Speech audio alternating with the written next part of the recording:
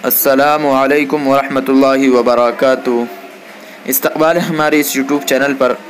नाज़रीन, जैसा कि आप लोगों को मालूम है कि CAA और NRC पर शाहीन बाग में 2 महीने से ज़्यादा का वक्त गुज़र चुका है और आप लोगों को मालूम है कि शाहीन बाग में क्या क्या हो रहा है और सुप्रीम कोर्ट ने क्या कहा।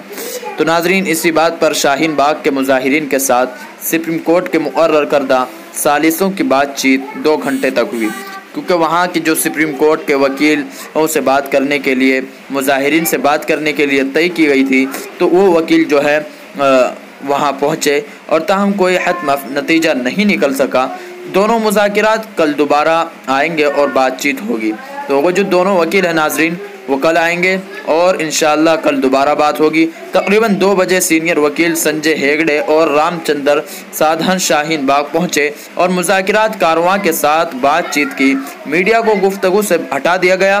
मुज़ाहिरीन ने कहा कि हम बातचीत का खैर मकदम करते हैं, अभी कोई हतमी बात नहीं हो सकी। सुप्रीम कोर्ट के मुकर्रर करदा सालिसों ने कहा कि हम कल दोबारा आएंगे। मुज़ाकिरात कारवां ने पूछा कि क्या कल हम दोबारा आ सकते हैं, तो ख़वातीन और मुज़ाहिरीन ने कहा कि ज़रूर आइए, बल्कि आप यहीं आकर रह जाइए। तो नाज़रीन, रास्ते खाली करने के बारे में कोई बात नहीं हो सकी।